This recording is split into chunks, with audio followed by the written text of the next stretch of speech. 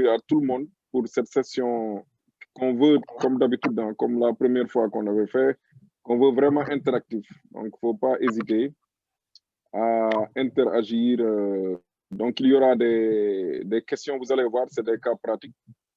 Et c'est vraiment une actualité. Donc, je ne veux pas un peu donner les réponses, mais actuellement, dans nos services, dans nos services respectifs, nous sommes confrontés à la prise en charge de ces genres de pathologies. Et tout part de l'ECG. C'est pour cela, bon, on avait appelé la session ECG du mois. Je pense qu'on a effectivement, Simon a corrigé pour dire rythme du mois, parce que vous allez voir que ça va au-delà de l'ECG. Et l'objectif de ces rythmes, c'est que les gens sortent avec quelque chose de pratique, donc qui permettra de prendre en charge plus correctement les patients et éventuellement aussi ouvrir des perspectives de recherche. Donc, pourquoi pas y penser? Peut-être que quelqu'un reconnaîtra un de ces malades qu'il n'a pas exploré correctement, etc. Donc, vraiment, on veut ce truc aussi interactif que possible. Alors, je sais que je n'ai pas vu le profil de tous ceux qui sont actuellement connectés, mais je sais qu'on nous suit du Sénégal, d'Europe, donc pour les collègues, les expatriés qui sont là-bas, mais aussi en Afrique. Nous avons, donc, moi, je viens de voir le président qui est connecté à partir de Sikasso, donc Traoré, donc, et tous les autres collègues africains. Donc, vraiment, espace d'échange et sans pression, quoi. Donc, voilà. Je pense qu'on peut, avec votre permission, donner la parole à Simon pour présenter le cas. Simon, tu as la parole. Merci, monsieur le président de séance. Donc, je salue tout le monde et remercie vraiment tous les participants pour l'intérêt porté à ce cas du groupe Rythmo de la Société sénégalaise de cardiologie, qui essaie de participer à la vie scientifique de la SOCECAR, parce que la SOCECAR étant une société savante, nous pensons que ces activités sont vraiment capitales pour la vitalité de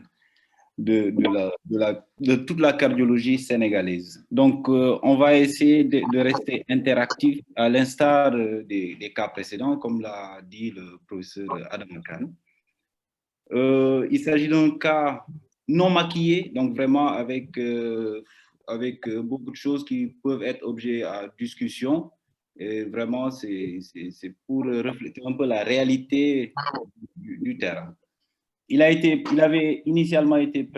préparé par Malik, donc, qui est en formation présentement, et nous sommes proposés pour le présenter et faire une petite revue bibliographique.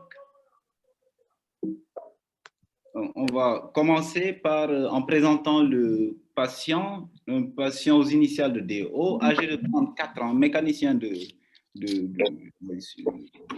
formation et de métier, ouais, sans antécédents pathologiques particuliers. Alors, ce patient a présenté une syncope précédée de palpitations. Il est arrivé, il était conscient avec un Glasgow qui était de 15/15. Il était en collapsus cardiovasculaire avec une pression artérielle de 75/60 mm de mercure avec un pouls petit et filant et une tachycardie auscultatoire. Alors, un électro a été effectué urgemment et le voici. Donc, c'est vraiment l'examen fondamental de notre cas clinique, et nous invitons tous les collègues à essayer de voir et à donner leur avis par rapport à cette tracée électrocardiographique.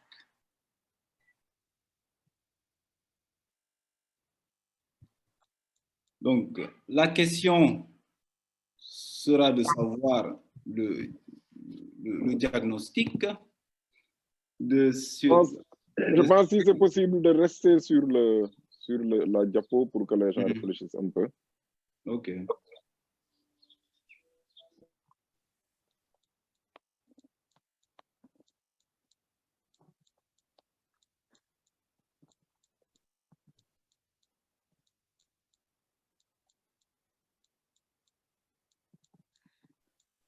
Mounir, si tu as une réponse par rapport à... Il y a des participants qui n'ont pas de son. Je ne sais pas si c'est à leur niveau.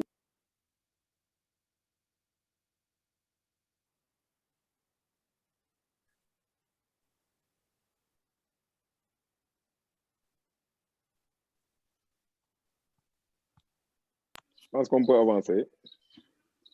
Alors,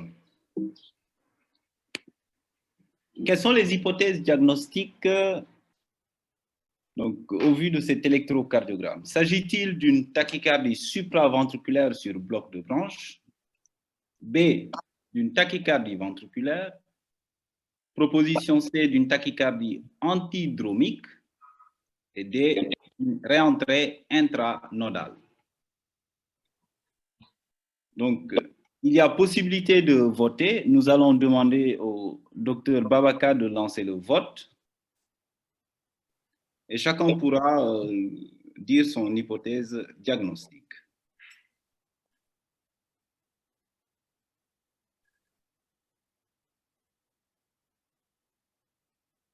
Donc, vous pouvez voter et soumettre.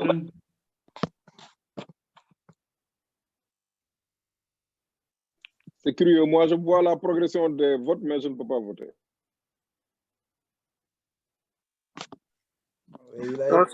Sonia, faudrait peut-être permettre aux panélistes de voter en reprenant le sondage.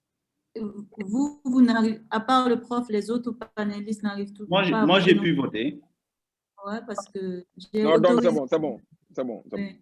Ok. C'est à mon... C'est bon, si tout le monde a voté, on peut voir les résultats du sondage. Il n'y a que 22 personnes qui ont voté. Il y en a qui sont toujours en train de voter. Ok, donc on a quand une dizaine de secondes alors.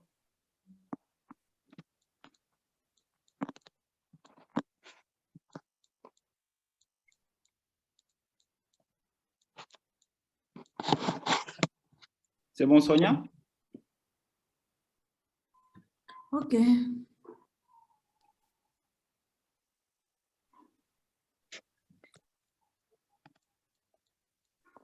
Alors, il y a 26% qui disent que c'est une tachycardie supraventriculaire sur bloc de branche. 65% disent que c'est une tachycardie ventriculaire.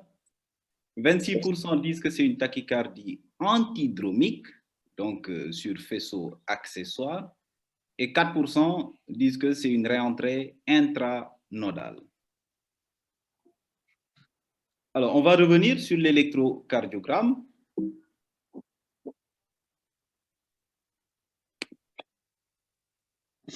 Alors, le voici.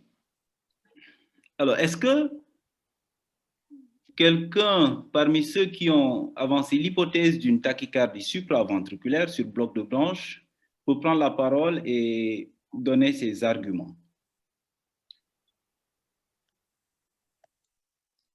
Celui qui veut s'exprimer peut juste lever la main ou écrire dans la conversation. Il peut lever la main pour qu'on lui donne la parole.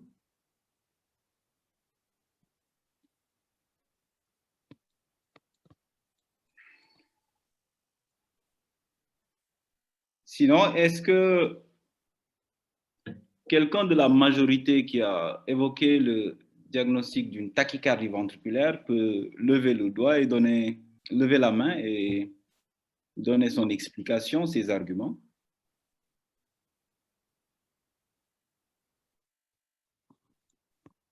Oui, il y a une main qui est là.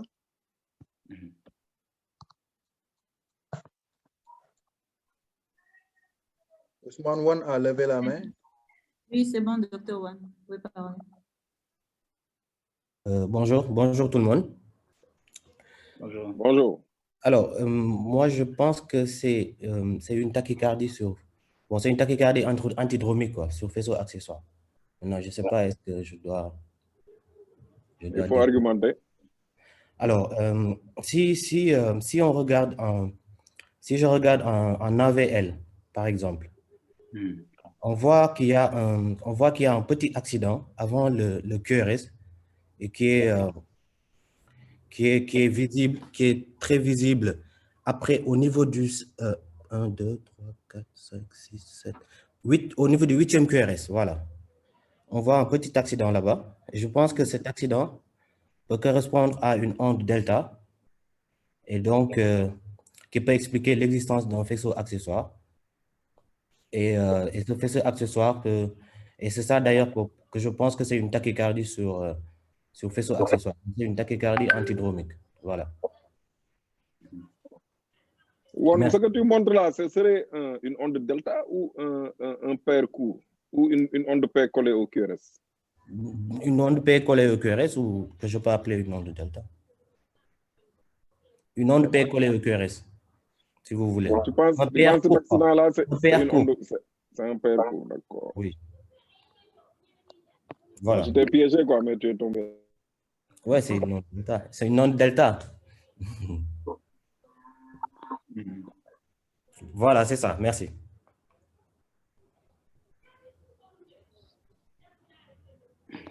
Est-ce qu'il y a d'autres arguments? Il y a Dr Gay qui lève la main également.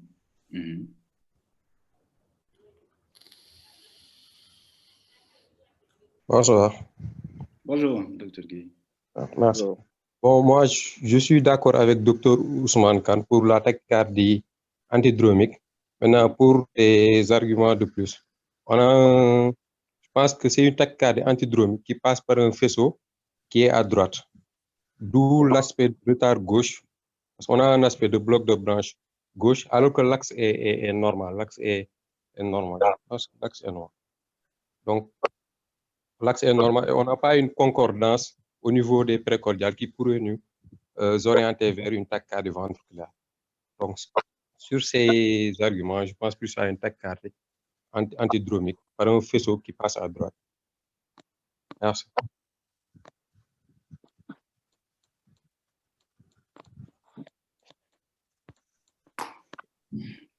Il y a quand même 56% qui ont dit que c'était une tachycardie ventriculaire. Est-ce qu'il y a des arguments donc, qui ne plaideraient donc pas en faveur d'une tachycardie antidromique?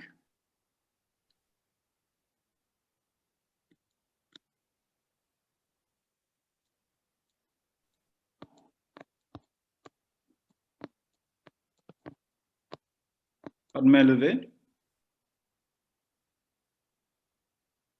Non. D'accord, je pense qu'on peut avancer. Hein. Alors, on va peut-être oui, parler de ces... Alors, si vous dites tachycardie antidromique, ça veut dire que ça remonte dans le sens inverse, dans le sens contraire, autant pour moi, au niveau du nœud auriculo-ventriculaire. Donc, ça va du ventricule à l'oreillette en passant par le nœud auriculo-ventriculaire et que ça revient au ventricule par le faisceau accessoire. Et si c'est le cas, docteur Cher a dit effectivement que ça pourrait être un faisceau droit. Alors, je pense que la recherche des ondes de paix est une chose fondamentale pour sur cet électrocardiogramme, en ce qui concerne autant l'hypothèse de tachycardie orthodromique que de tachycardie ventriculaire. C'est pas évident, mais quand on regarde toujours AVL, on a l'impression d'avoir un accident ici, d'avoir un accident là qui modifie l'onde de T. Donc, je n'en vois pas d'autres. Mais il y a quand même ces deux accidents-là qui ressembleraient éventuellement, qui correspondraient éventuellement à de l'activité auriculaire. Quand on vient au niveau des précordiales, on a aussi ça. Donc, alors, si on est dans une tachycardie antidromique, à chaque fois, le cycle, il est fait à la fois d'un ventriculogramme et d'un auriculogramme. Et cette succession-là est immuable. Ça veut dire, vous ne pouvez pas avoir, on ne peut pas avoir une activité atriale qui manque. Deux ventriculogrammes ne peuvent pas se suivre sans qu'il n'y ait un auriculogramme. Parce que dans la tachycardie antidromique, l'oreillette comme le ventricule sont des acteurs, sont acteurs de la tachycardie. La tachycardie emprunte nécessairement l'oreillette ou le ventricule et donc il ne peut pas manquer une activité atriale ou un ventriculogramme. Donc c'est pourquoi le fait qu'on voit ces accidents-là pose des questions quant à l'existence d'auriculogramme à ce niveau et donc pose le problème de cette hypothèse diagnostique de tachycardie antidromique parce qu'on a l'impression qu'il y a une dissociation entre les activités auriculaires et les activités ventriculaires, même si on ne voit pas la totalité des auriculogrammes. On voit deux accidents qui sont là et qui semblent correspondre à des auriculogrammes. Autre chose, juste en passant, si vous pensez qu'il y a un faisceau accessoire qui a un aspect de bloc gauche, en même temps que vous évoquez un faisceau de Kent, il faut évoquer aussi un MAM, un faisceau de MAM, donc une préexcitation moins typique que le Kent, parce que ça donne typiquement cet aspect-là de retard gauche. Donc, je ne sais pas si les panélistes ont des choses à rajouter. Oui, moi, je voulais donner aussi un autre élément de diagnostic, c'est que lorsque vous êtes devant une tachycardie antidromique sur faisceau accessoire, ça veut dire que l'influx descend par le Kent et remonte par la voie nodo-icienne pour dépolariser l'oreillette de manière rétrograde. Donc, en réalité, c'est pour cela tout de suite j'ai dit que j'ai piégé l'autre parce que le pair est normal, c'est-à-dire en dehors de la tachycardie. Donc, lors de la tachycardie, on n'a pas un pair, mais on a un RP'. D'accord, c'est un peu différent parce que c'est un RP' qu'on a. Et donc, ça veut dire que c'est des malades qui font une tachycardie antidromique. Le plus souvent, ils ont ce qu'on appelle un Kent caché. Ça veut dire qu'en dehors de la tachycardie, leur électro est tout à fait normal. Il n'y a pas de pair court, il n'y a pas d'onde delta. Vous comprenez? Donc, il ne peut pas vous attendre à avoir un pair court, faire le diagnostic tout de suite d'une tachycardie antidromique. Donc, il n'est pas rare d'avoir un malade qui a un électro normal en dehors de la tachycardie et que, justement, il fasse cette tachycardie antidromique-là. Bon, maintenant, on va revenir sur les critères diagnostiques, mais effectivement, c'est le principal diagnostic différentiel d'une tachycardie ventriculaire. Voilà, ça c'était un petit commentaire en attendant.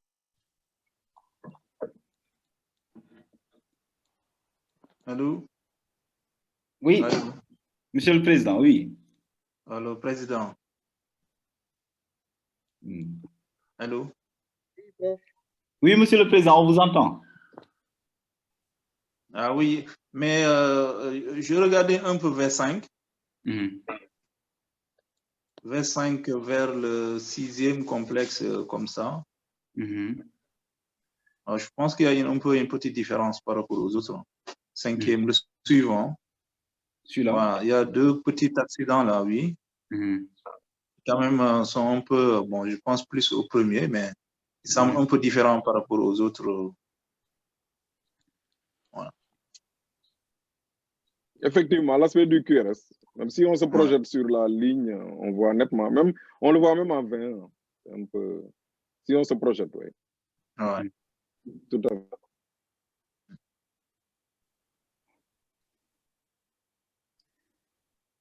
Alors, deux choses qu'il faudrait en plus noter, à mon avis, cher, pour affiner ton hypothèse, c'est bien de noter cet aspect de retard gauche. Il y en a un d'ailleurs qui a demandé à ce qu'on n'oublie pas l'axe. C'est important. Donc, type de retard gauche ou droit. Et puis l'axe, c'est une chose importante. Ici, l'axe est plutôt inférieur. Donc l'axe est vertical. Et deuxième chose, c'est le complexe transitionnel. Où est-ce qu'il se situe? Ça, c'est important. globalement, pour faire simple, est-ce qu'il est avant V3 ou est-ce qu'il est au-delà de V3? Donc, ça peut aider à situer la tachycardie.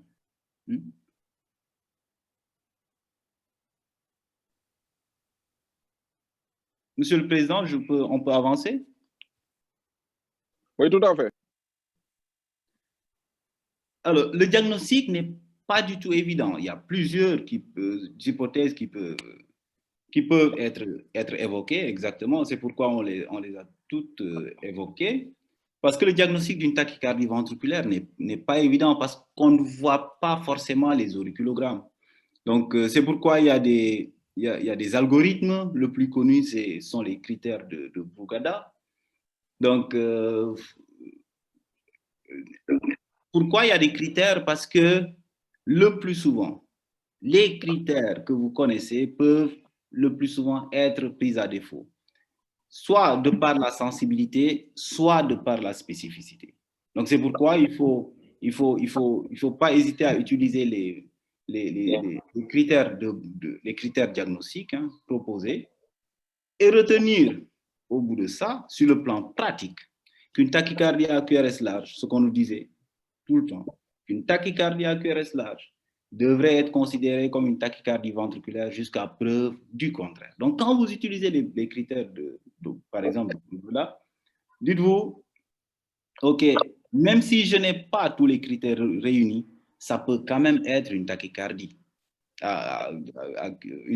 ventriculaire. Parce que tous ces critères-là qu'on vous énumère ici peuvent être pris à défaut dans une tachycardie à QRS large, qui est véritablement qui est malgré tout une tachycardie ventriculaire. Donc, le fait de ne pas absence de RS sur tout le précordium, vous pouvez l'avoir, vous pouvez ne pas l'avoir. Cet intervalle RS supérieur à 100 millisecondes en précordial, vous pouvez ne pas l'avoir. La dissociation, ici, on a des accidents qui semblent correspondre à des ondes de P, mais en fait, ça peut ne pas être évident. On peut, sur une tachycardie à QRS, ne pas du tout pouvoir individualiser les ondes de P. Et les critères morphologiques, que ce soit en V1 ou en V6, aussi, ça peut être pris à défaut. Et en parlant de ces critères morphologiques, on est dans le cadre d'une tachycardie à QRS large avec un aspect de retard gauche. Et par rapport à ça, il y a ce petit algorithme-là qui a été proposé pour, sur le plan morphologique, rechercher d'autres éléments qui plaideraient en faveur de la tachycardie ventriculaire, notamment en V1 avec cet aspect-là, donc du QRS, avec une descente très lente, donc là, et éventuellement une onde Q profonde et large en V6. Donc, mais chez notre malade, nous n'avons même pas ces critères morphologiques. Donc, en fait, il n'y a que la dissociation comme argument qu'on est retrouvé chez notre malade.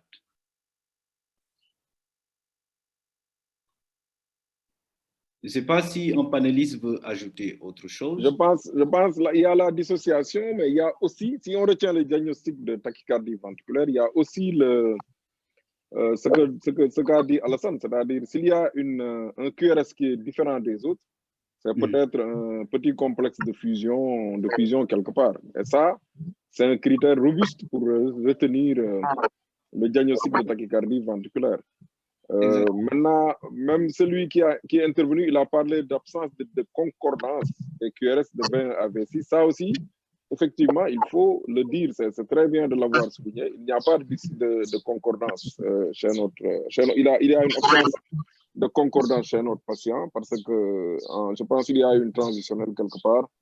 Et donc, ça aussi, ce n'est pas en faveur d'une tachycardie ventriculaire. Donc, c'est un cas qui n'est pas très simple. Et ces algorithmes-là dont tu as parlé sont pris à défaut lorsqu'on est devant une tachycardie antidromique sur faisceau accessoire. C'est vraiment ça qui fait la difficulté. Donc, il y a d'autres arguments. Il y a notamment le terrain et ce qu'on il faut explorer. Parfois, on ne peut pas décider avec juste l'électro. Voilà.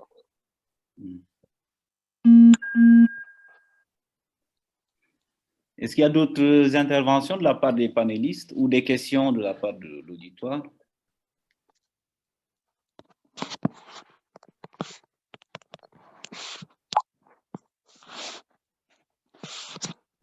Sinon, on va avancer. Alors, donc, nous avons retenu le diagnostic de tachycardie ventriculaire avec donc, un aspect de retard gauche. Donc, une tachycardie qui viendrait de la droite. Avec cet axe.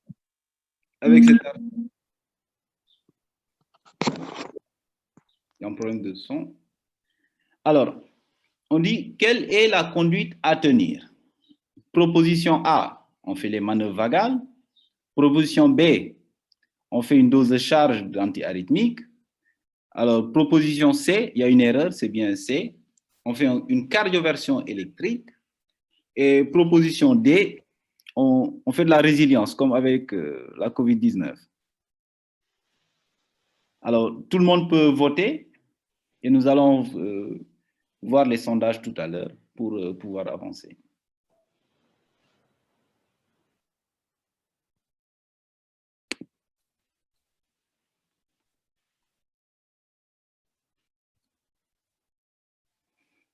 C'est bon, Sonia, les votes avancent? Oui, professeur, ça avance. On peut encore prendre 10 secondes.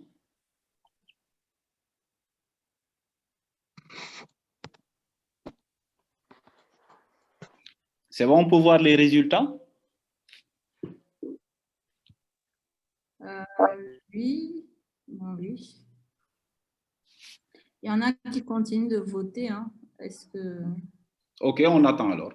On peut attendre les votes, on peut attendre 2 minutes. Hein. Simon, tu es un peu... Qu'est-ce qu'il y a? On peut attendre 2 minutes, je pense.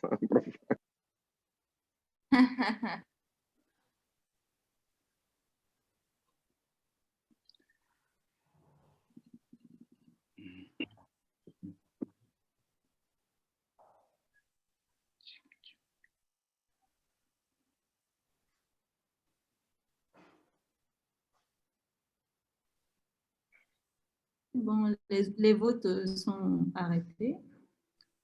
Oui, donc on peut voir les résultats. D'accord. Alors, 12% feraient des manœuvres vagales. Très probablement parce qu'ils ne sont pas convaincus que ce soit une tachycardie ventriculaire. 29% donneraient une dose de charge d'antiarythmique. 74%, soit 3/4 des réponses, plaident en faveur d'une cardioversion électrique externe. Il y en a 3% quand même qui prônent la résilience.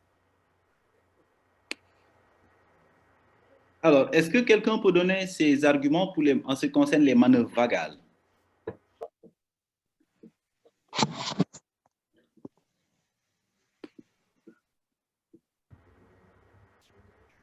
Pourquoi devrait-on faire des manœuvres vagales chez ce patient?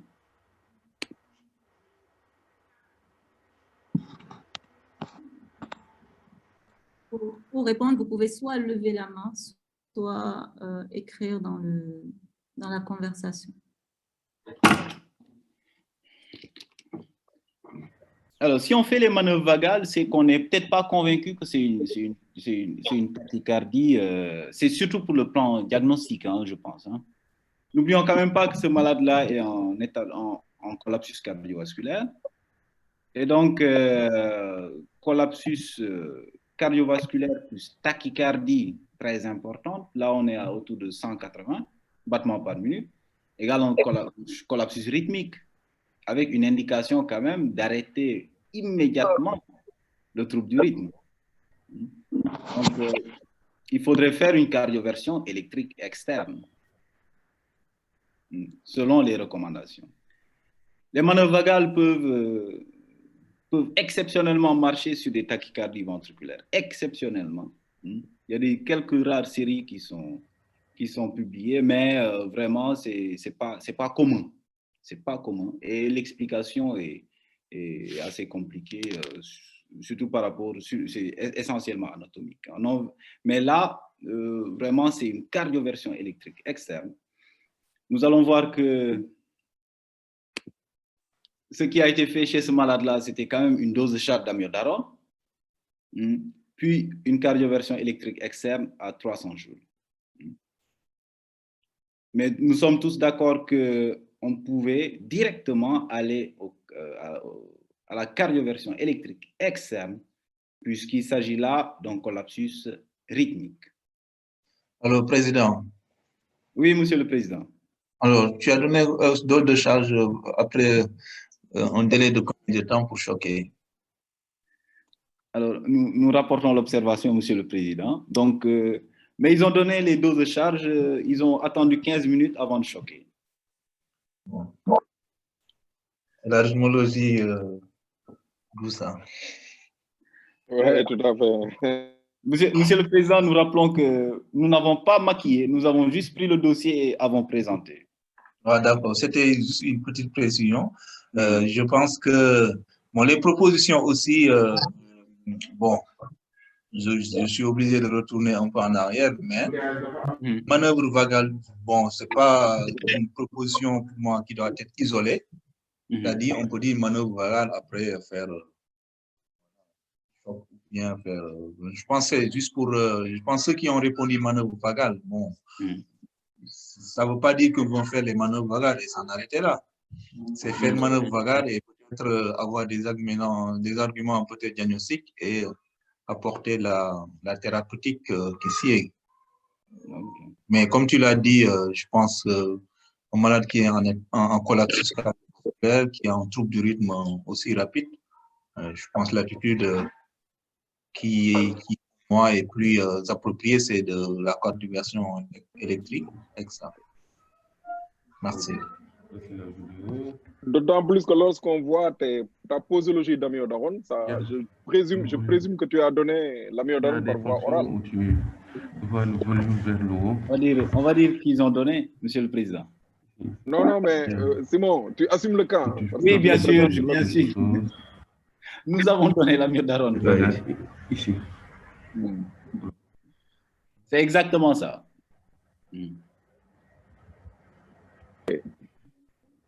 Donc, le patient s'est bien amélioré sur le plan hémodynamique, avec un retour en rythme sinusal. Donc, la cardioversion a été une réussite, avec une amélioration sur le plan hémodynamique, une pression artérielle qui est remontée à 100 sur 56 mm de mercure.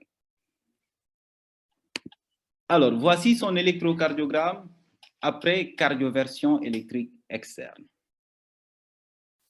Nous allons prendre 1 minute pour l'analyser.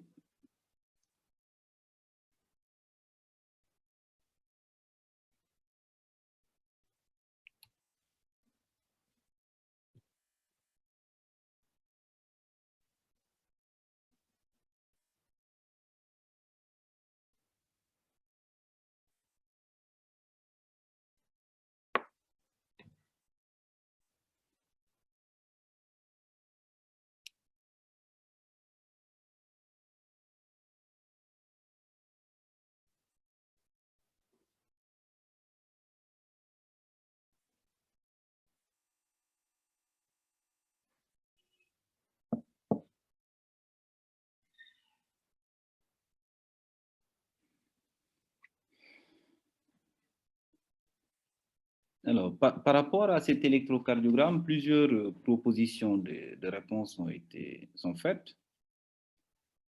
S'agit-il d'une cardiopathie ischémique? Proposition A. Proposition B, pensez-vous plutôt à une cardiomyopathie hypertrophique? Plutôt à une dysplasie arythmogène du ventricule droit pour la proposition C? La proposition D, s'agit-il d'une tachycardie infundibulaire avec des anomalies banales de la repolarisation, donc après cardioversion? Ou proposition E, s'agit-il juste d'un effet Chatterjee qui fait suite à cette tachycardie avec aspect de bloc de branche gauche? Donc, si vous êtes d'accord, nous pouvons lancer le vote.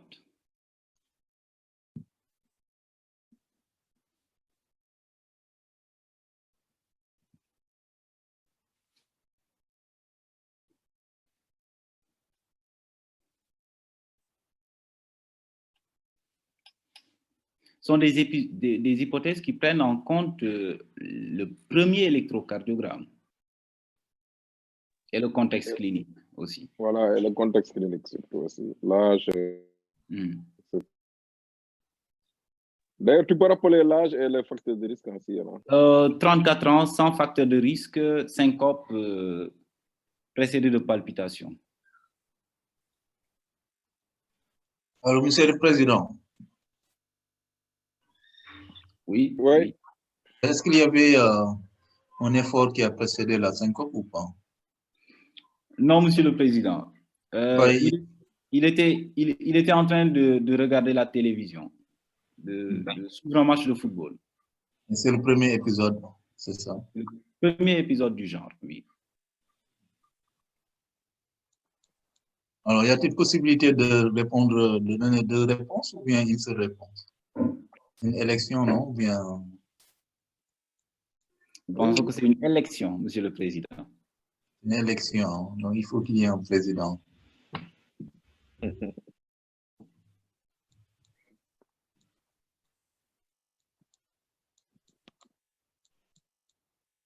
Cardiopathie ischémique, je ne sais pas ce que ça veut dire.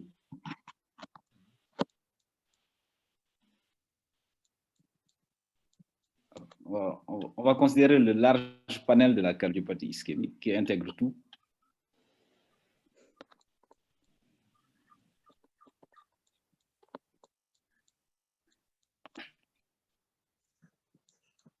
Le QT paraît long, non? Ou bien il est normal? C'est normal, le QT. Yeah.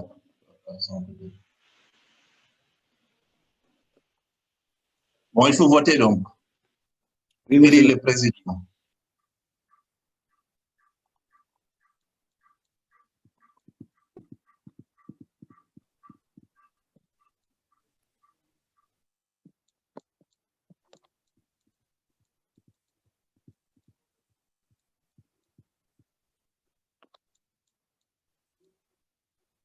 C'est bon, je peux clore le vote, prof.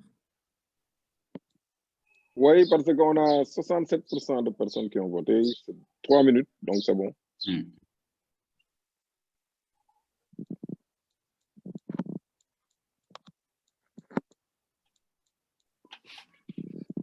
Alors, 19% pensent qu'il s'agit d'une cardiopathie ischémique.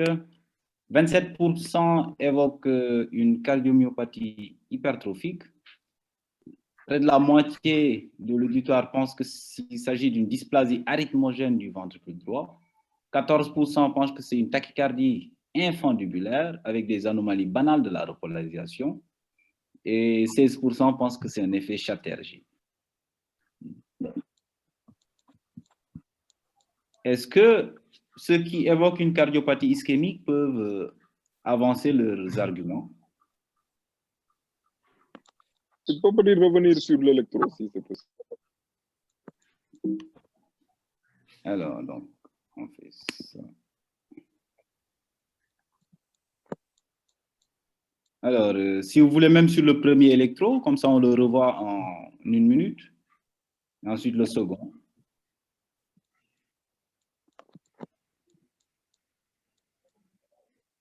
Professeur, si vous êtes d'accord? Oui, rapidement. Allez, donc on repart à ça. Donc, voici la tachycardie.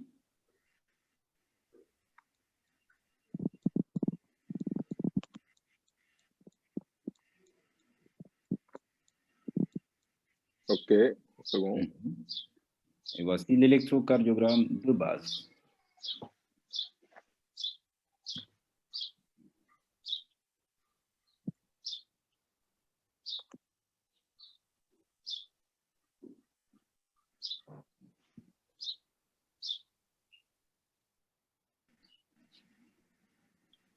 Pour la cardiopathie ischémique, est-ce qu'il y a des éléments de réponse?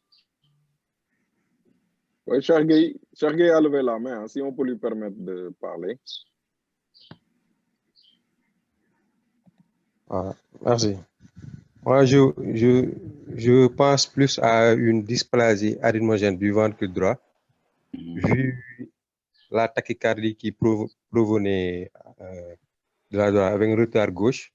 Les zones T négatives, même s'ils vont jusqu'à V5, V4, V5. Par contre, je ne vois pas d'onde epsilon en V1, V2. Mais si on regarde en inférieur, je pense, après l'onde R, on a l'impression d'avoir une petite augmentation d'amplitude à la fin de l'onde R qui pourrait être le siège, oui, là, qui pourrait être le siège d'une onde epsilon, même si on ne le voit pas en V1, V2. Et l'extension aussi des ondes T jusqu'en V5, V4, V5, je pense que ça n'élimine pas aussi ça. Moi, je pense à une dysplasie arythmogène du ventricule droit qui aurait donné cette tachycardie ventriculaire avec un aspect de retard gauche. Merci. Merci, cher. Est-ce qu'il y a un autre intervenant?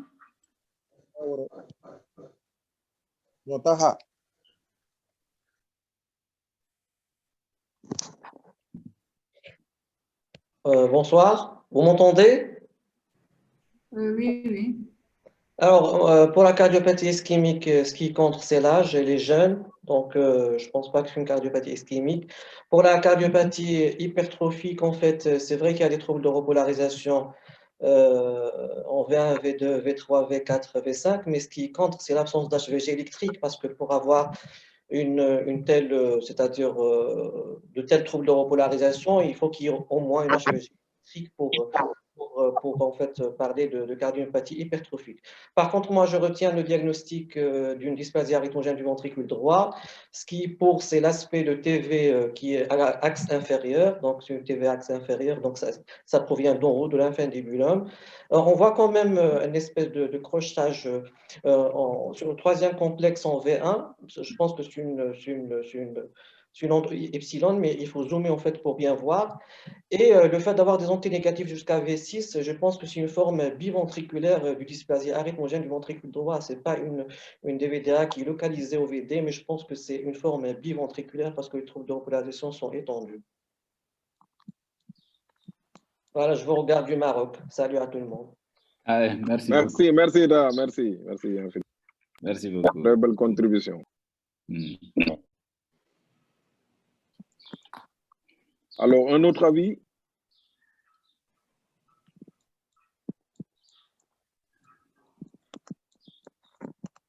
S'il n'y a pas d'autres avis, je pense que Simon, oui. on peut continuer.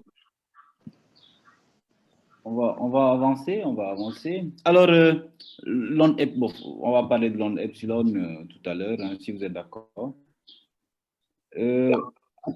Attention quand même à l'HVG basé sur le QRS dans la CMH. Hein. On sait que le QRS, il peut être bien fragmenté, donc du fait des plages de fibrose, et ça peut un peu gêner l'appréciation des indices.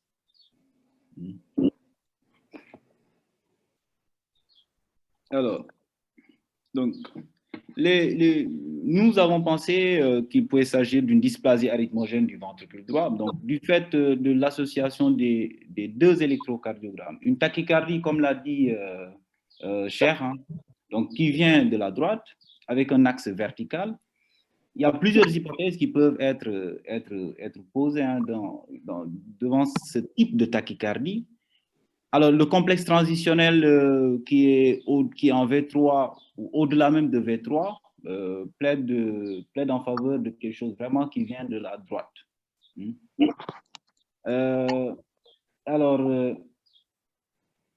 Donc, deux hypothèses diagnostiques. La tachycardie infundibulaire, qui donne cet aspect-là, dont le diagnostic différentiel est tout de suite la dysplasie arythmogène du ventricule droit. Donc, vous avez à la fois, vous avez deux hypothèses. Une qui est banale, hein, la tachycardie infundibulaire, il y a peut-être 1% de forme maligne avec vraiment des fréquences qui sont très, très rapides, mais le plus souvent, c'est c'est de la tachycardie bénigne, et la dysplasie arythmogène du ventricule droit qui est quand même extrêmement grave puisqu'elle peut donner de la mort subite. Donc, nous avons pensé à une dysplasie arythmogène du ventricule droit et avons cherché coûte que coûte à l'éliminer puisqu'elle était beaucoup plus grave. Et en plus, donc ça au vu de la tachycardie, en plus, l'électrocardiogramme montre quand même des anomalies de la repolarisation, une onté négative en antérieur de V1 à V5 et associé à un ST qui est isoélectrique. Donc, ça, chez un patient de 34 ans, c'est anormal, ça ne peut pas être banal. Donc, c'est vraiment anormal. Donc, il y a le docteur Bey qui demande la parole, si on peut l'autoriser. Merci, cher maître. Merci, monsieur le président. En fait, j'aimerais juste revenir sur l'électrocardiogramme, en fait, le deuxième électrocardiogramme en rythme sinusal. Je pense en plus des éléments que vous avez évoqués, en fait, à savoir en fait, les troubles de la repolarisation en antérieur, en fait, de V1 à V5. Et si on regarde un peu, même en V1, on a une grande onde R avec une petite onde S. Déjà, le rapport R sur S ici est supérieur à 1. Peut-être que c'est un argument supplémentaire en faveur d'une hypertrophie ventriculaire droite ou bien éventuellement l'image en miroir montre Q en postérieur. Voilà. Ce que je voulais ajouter. Exactement. Ok, exactement. C'est bien, je pense qu'on peut avancer sur le cas. S'il n'y a pas d'autres remarques des panélistes. Alors, quels examens demandez-vous? Une échographie cardiaque, proposition A. Proposition B, une coronarographie. Proposition C, un coroscanner. Ou D, une imagerie par résonance magnétique. On va lancer le vote.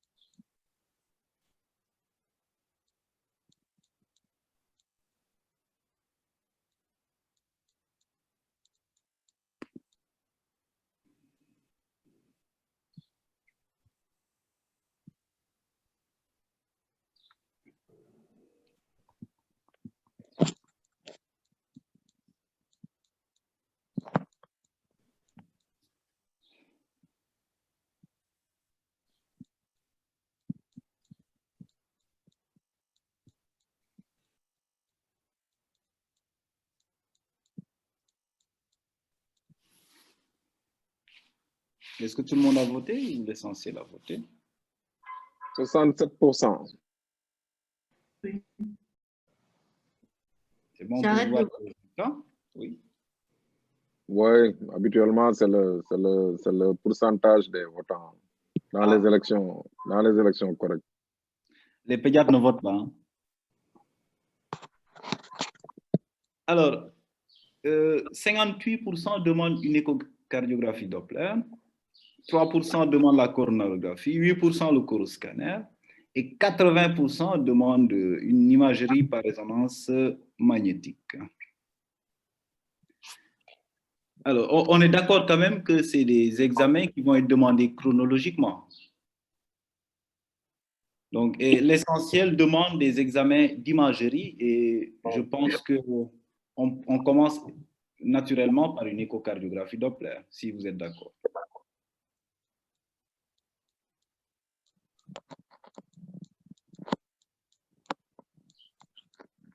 Alors, l'écho pour plusieurs raisons, parce que nous sommes des cardiologues. C'est directement accessible au lit du malade. Je pense qu'il y a moins de problèmes dans nos contextes d'exercice. Ensuite, ça permet tout de suite de trancher sur une cardiopathie ischémique pour avoir des éléments d'orientation. Et puis après, l'IRM va, sur les autres pathologies, l'IRM va venir, je pense, compléter. Je pense que l'écho est valable. Maintenant, je pense que quelqu'un l'a signalé tout de suite, il faudrait permettre aux gens de voter plusieurs fois. Donc, dans ce cas-là, je pense qu'il n'y a pas un seul choix. Il y a l'écho et éventuellement l'IRM. Maintenant, la coro-scanner, c'est un sujet jeune aussi. Si on veut éliminer une cardiopathie ischémique chez un sujet jeune, au lieu de faire un examen invasif, on peut céder d'un examen semi-invasif tel que coro-scanner. Mais je suis d'accord que dans ce cas-là, c'est peut-être le A et le C qui peuvent être valablement proposés. Alors, professeur. Oui. Les autres examens complémentaires, que ce soit la coro et l'IRM, sont conditionnés par ce qu'on trouve sur l'échographie cardiaque. Ça, c'est mon... Tout à fait. Si on fait l'écho, on n'a pas oriente vers quand même une dysplasie arythmogène. Il n'y a aucun signe en faveur. Je pense que la coro reste beaucoup plus important, peut-être, par rapport à l'IRM cardiaque. Donc, c'est l'écho d'abord et qui donne les éléments d'orientation. Et ensuite, on parle de l'IRM cardiaque directement. Allô? Oui. Oui, alors moi, je dirais que les examens complémentaires seront orientés par nos hypothèses diagnostiques. Si on s'oriente vers l'hypothèse d'une dysplasie arythmogène du ventricule droit, je pense en plus de l'échographie, peut-être l'examen qu'on va demander après, c'est l'IRM. Je pense que tout dépendra de notre hypothèse de travail. Mais après, je pense que si on a retenu une hypothèse, il y a des examens, je pense, qui seront prioritaires par rapport à d'autres fois. Merci. Oui, allô? Oui. Allô? Oui, docteur Traoré? Oui, bon, je pense que un hôpital comme le Dantec, l'examen de référence, c'est l'échographie. Pour un bon échographie, je peux poser les diagnostics des DVDA. C'est pour qu'on a les arguments en faveur de l'électrocardiogramme. Donc, l'hypothèse la plus probable, c'est de faire l'échographie et non la coro-scanner. En ce moment, c'est pour gaspiller l'argent du patient. Je pense qu'on peut aller faire l'échographie. Si dans les cas, il y a des doutes, en ce moment, on peut faire l'IRM cardiaque. Sinon, c'est les deux examens spécifiques qu'il faut prendre en charge, qu'il faut tenir compte. Merci, Président. Ouais. Notez. En tout cas, l'échographie reste l'examen de référence. Et dans 80% des cas, pour un opérateur entraîné, il peut poser les diagnostics. OK. Alors, on peut avancer. On va avancer. Voici l'image échocardiographique.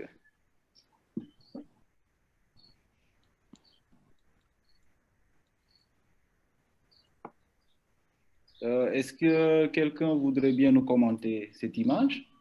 Un grand échographiste, hein, pas un rythmologue.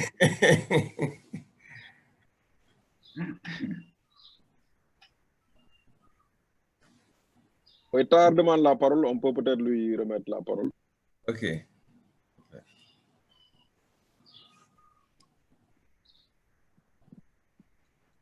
Oui, Tard. Allô? Bon. Oui, allez-y. Donc on voit une dysfonction en fait biventriculaire, aussi bien du ventricule droit que du ventricule gauche. Le ventricule droit, il a l'air dilaté, mais il faut faire les mesures en fait en petit axe parce qu'il y a des critères spécifiques de la dysplasie en écho.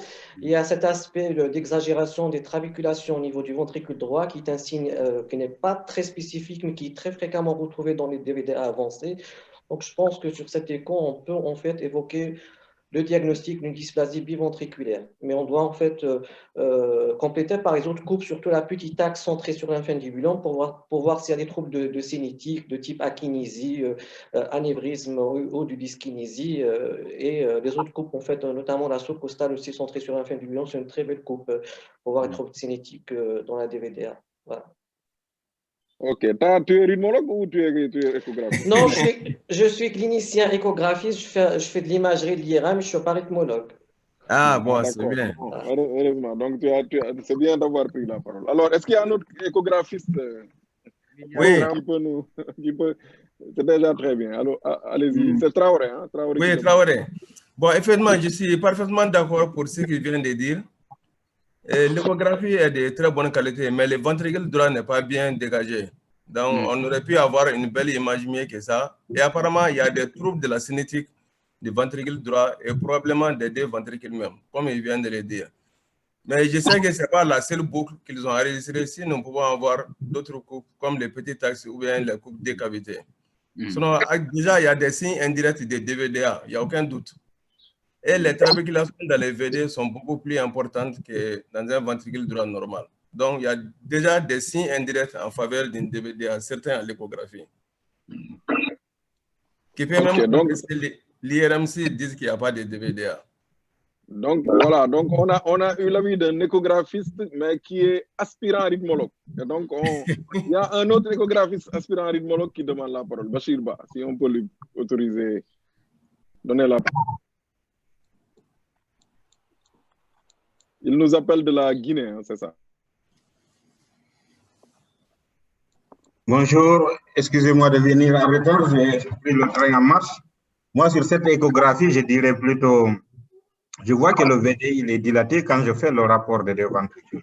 Quand je vois les deux ventricules, le VD, il a pratiquement la taille du ventricule gauche. Donc, c'est pour ça, moi, je dirais que ce VD, il est dilaté. Maintenant, pour la cinétique du ventricule gauche, moi, j'ai l'impression que cette cinétique, elle est normale. Pour le VD, oui, je trouve qu'il est dilaté, mais même ça, quand je ne fais pas de mesure, je ne pourrais pas dire qu'il est altéré, ce VD. Ce VG, vous voulez dire? Allô, professeur? Allô? Oui, allez-y, allez-y. Oui, allô? Oui, oui. Je demande à Bassirou de regarder la cinétique du VG à partir de l'électrocardiogramme. Parce qu'effectivement, il y a une ECG en bas et que les gens ne tiennent pas compte. C'est très important pour savoir qu'il y a des troubles de la cinétique au niveau des deux ventricules. C'est ça que je voulais ajouter. Parfait. Il y a le docteur Céline Morbey qui demande la parole aussi. Merci, Chairman. Moi, en fait, je pense que partant de cette image, c'est très difficile de dire une dysplasie arythmogène du ventricule droit. Bon, c'est vrai, compte tenu des différents éléments qui ont été avancés, il faut retenir que, en fait, l'exagération des trabéculations dans le ventricule droit, que le ventricule est spécifique d'une DVD. On peut retrouver cet aspect dans la non-compaction biventriculaire. On peut avoir une exagération de ces images qui ressemblent un peu à des trabéculations. Donc, in fine, je dirais juste que, en fait, l'échographie peut donner des éléments d'orientation en disant que le VD est dilaté. Il y a des troubles cinétiques au niveau du VD. Et sur cette coupe, l'apex n'est pas bien dégagé. Donc, on ne peut pas se prononcer à la fois sur la paroi latérale du l'apex du VD.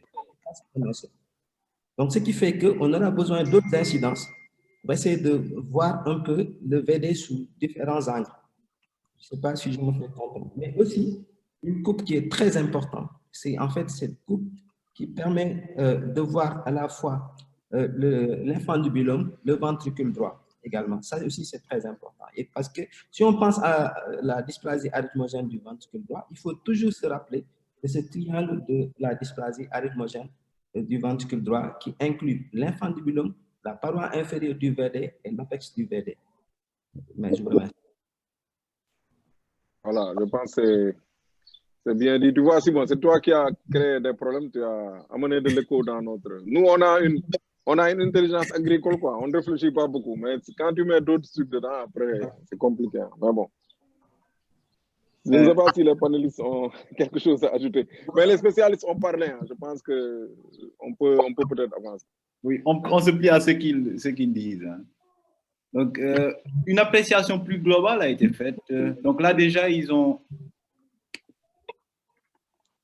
y a ces mesures-là qui ont été faites qui montrent que le VD, en tout cas sur cette coupe-là, avait des dimensions supérieures même à celles du ventricule gauche.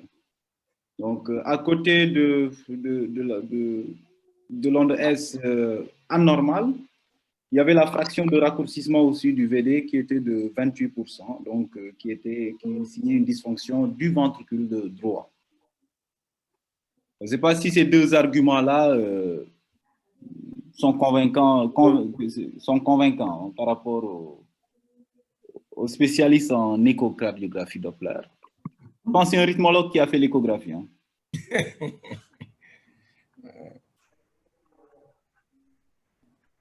Ok, je pense qu'on peut avancer puisqu'on a eu plus de détails ici.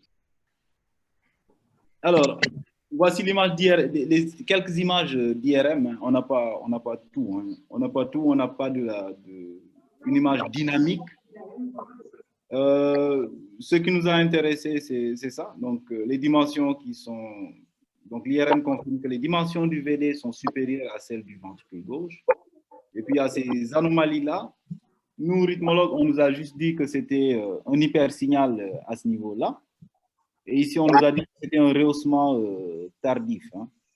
Je ne sais pas si ça convainc les imageurs. Il y a Tar qui veut intervenir, si on peut lui permettre. Alors, effectivement, à l'IRM, donc ça confirme la dilatation du ventricule droit. Alors, ce qu'on voit sur l'image en haut et à droite, en fait, c'est les séquences en son noir. Ce qu'on voit en hypersignal, en fait, c'est de la graisse. D'accord? Mais pour le confirmer, il fallait faire des séquences de suppression de graisse, où on supprime le signal pour confirmer que c'est de la graisse. Alors, sur l'image en bas, en fait, on voit un rehaussement tardif qui correspond à de la fibrose sur la paroi libre du ventricule droit et qui s'étend sur la région sous tricuspidien jusqu'à l'apex. Mais on voit aussi le même aspect en fait sur la paroi latérale du ventricule gauche. C'est un rehaussement sous-épicardique sur la paroi latérale du VG en fait qui signe une forme biventriculaire. En fait, l'aspect le plus fréquent en IRM de l'atteinte du VG, c'est un rehaussement sous-épicardique de la paroi latérale du VG. Voilà. Parfait. Est-ce qu'il y a d'autres avis? Oui, professeur, c'est même image décrite qu'on voit dans l'IRM là. L'atteinte des VD et des VG était visible déjà à l'échocardiographie que je venais de commenter. Donc, comme j'ai dit là, même si les malades n'avaient pas les moyens de faire l'IRM là, avec d'autres coupes échocardiographie, les gens ici étaient certains. Toi, tu tropicalises le cas et tu mets un traitement, quoi. Voilà, donc c'est très bien. Alors, Serigne Morbey, il y a Serigne Morbey qui voulait intervenir. En fait, ce qu'il faut, c'est vrai, hein, le collègue qui vient de parler tout à l'heure a donné les différents éléments qui sont vraiment très importants. Mais ce qu'il faut retenir pour les critères à l'IRM, pour évoquer ou bien pour confirmer l'hypothèse d'une DAVD, c'est des critères qui sont basés à la fois sur la cinétique du ventricule droit. Donc, il faut aller retenir qu'il existe une dyskinésie ou bien une akinésie chercher de zone d'anévrisme au niveau de ce triangle de dysplasie dont j'ai parlé tout à l'heure. Il faut noter également que, en fait, au-delà de la recherche cinétique, il faut mesurer les ventriculaires droits. Ce sont les critères d'évoquer. On t'entend mal, je ne sais pas si c'est le réseau. Allô? Allô? Oui, allez-y, oui. Vous m'entendez maintenant? En fait, je disais, en plus de la il faut surtout une évaluation volumétrique. En fait, c'est surtout le volume indexé, en fait, l'augmentation du volume indexé, qui peut varier entre l'homme et la femme, le trouble de la cinétique segmentaire, que ce soit une dyskinésie ou une akinésie d'un territoire, et la présence de zones anévrismales. En fait, ce sont ces critères qu'on utilise. Maintenant, la présence ou non de fibrose ou de graisse est un fort argument. Mais retenons que ça ne fait pas partie des critères de l'ERC, de consensus de l'ERC pour le diagnostic de la dysplasie. Mais ce sont des éléments qui, en fait, donnent, si vous voulez, une corrélation entre l'anatomopathologie et l'imagerie. Parce que, si vous vous rappelez bien, il y a deux formes de dysplasie arythmogène du ventricule droit. Vous avez la forme qui est fibrograisseuse et la forme graisseuse. D'accord? Et cette forme qui est fibrograisseuse est une forme qui touche habituellement tous les deux ventricules. Et c'est ce qu'on peut éventuellement penser sur cette TRM où on peut voir sur cette séquence T1 la présence de graisse, comme il l'a dit. Hein, mais pour mieux l'apprécier, il faut complètement éliminer la graisse péricardique parce qu'elle peut prêter à confusion, cette graisse péricardique. Et puis sur les séquences de rehaussement tardif, la présence de cette fibrose qui à la fois touche le ventricule droit, en fait la paroi libre du ventricule droit, et même une partie du ventricule gauche, et c'est le rehaussement tardif qui est sous-épicardique, qui est différent du rehaussement qui est sous-endocardique qu'on voit dans l'ischémie au cours de l'infarctus du myocarde. Voilà, merci. Donc, je pense qu'on peut avancer. On va avancer. Donc, l'IRM avait donné d'autres arguments qu'on a mis sur la balance parce que, effectivement, dans cette hypothèse de dysplasie arythmogène du ventricule droit, il faut utiliser des scores. Donc, il y a plusieurs scores. Celui-là est celui proposé, le score modifié, donc proposé par la HRS, donc Heart Rhythm Society, en 2019, qui revoyait un peu les critères diagnostiques de 2010. Donc, on a toujours les données d'imagerie pour évaluer l'existence d'une dysfonction régionale de troubles de la cinétique ou bien d'altération structurelle essentiellement par l'IRM. À noter que l'angiographie du VD trouve aussi sa place, notamment en ce qui concerne la dyskinésie, la recherche d'anévrisme ou de troubles de la cinétique segmentaire. Alors, à côté de ça, les anomalies électrocardiographiques, les troubles de la repolarisation, les troubles aussi de la dépolarisation, donc avec l'onde epsilon, et les arythmies, donc notamment avec tel qu'on l'a vu sur notre premier électrocardiogramme, une tachycardie ventriculaire avec un aspect de retard gauche et un axe qui est supérieur.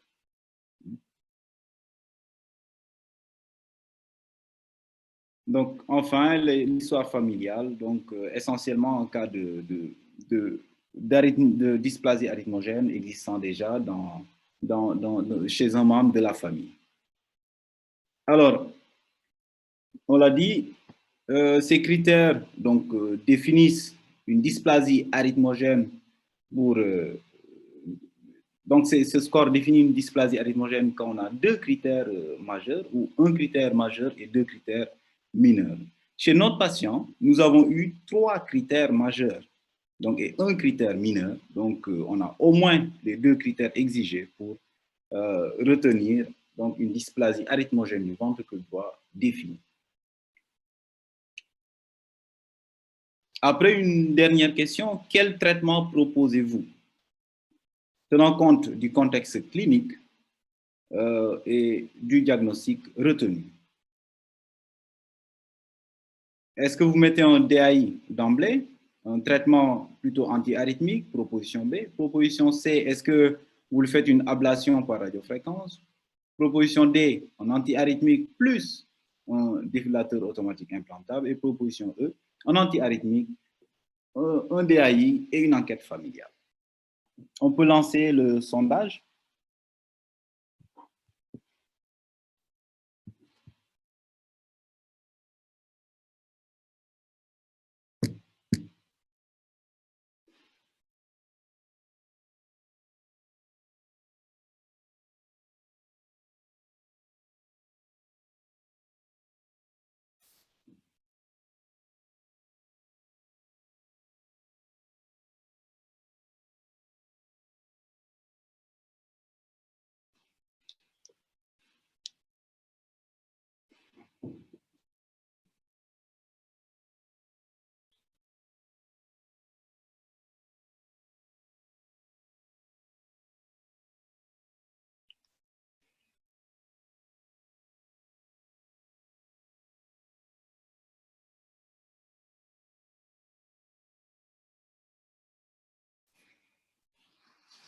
« 67% ont voté, c'est ça? Non?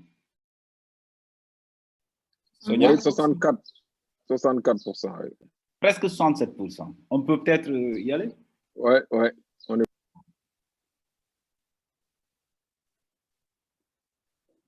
Alors, 9% disent qu'il faut lui mettre un défibrillateur d'emblée.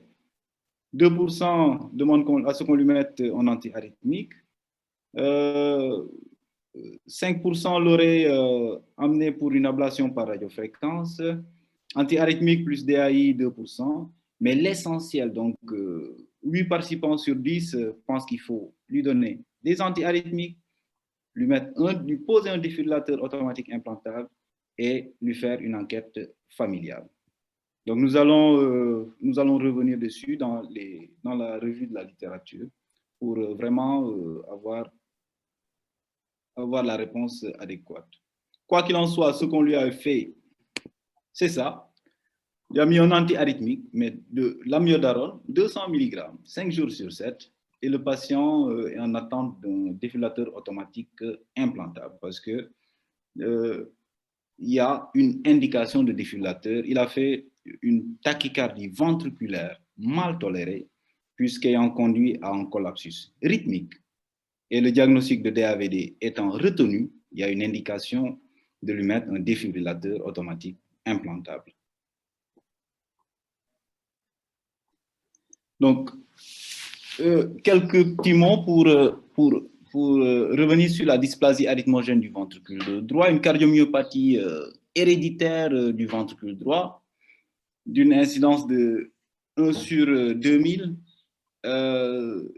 Il s'agit donc d'un remplacement fibro-adipeux globalement du muscle lié à une mutation des gènes du desmosome cardiaque dans 50% des cas. Il s'agit le plus souvent de ce gène-là, donc PKP2 le plus souvent, notamment dans les formes droites, pouvant aller jusqu'à 70% dans 70% des formes droites, c'est cette mutation-là qui est retrouvée. La pénétrance est incomplète. Il ne suffit pas d'avoir, de manière simple, il ne suffit pas d'avoir le gène pour avoir le phénotype, donc avoir l'expression de la maladie.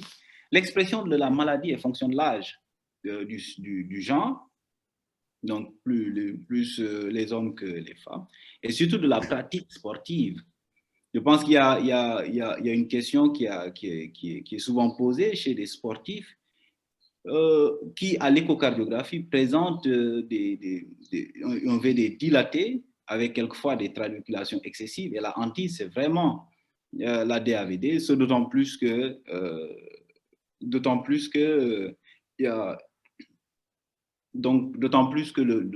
le VD est dilaté. Donc, les arguments échographiques, le VD est dilaté plutôt, il y a plein de travéculations. Donc, la hantise, c'est vraiment la DAVD, d'autant plus que cette DAVD est cause de mort subite du sportif.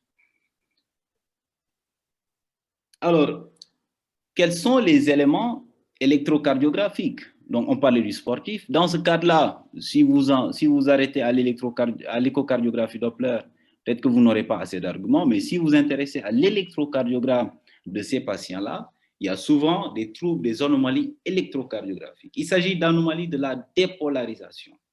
Donc, un retard de dépolarisation, globalement des troubles de la dépolarisation du ventricule droit, qui peuvent être très expressifs, ces troubles, donc donnant une onde epsilon entre la fin du QRS, ce n'est pas dans le QRS, hein, c'est la fin du QRS et le début de l'onde T. Ça peut se limiter à juste un prolongement de la dépolarisation du QRS, donc de la dépolarisation avec cette encoche-là. Donc, on parle de bloc pariétal entre V1 et V2, donc que l'on voit à ce niveau-là, et surtout les ondes T négatives.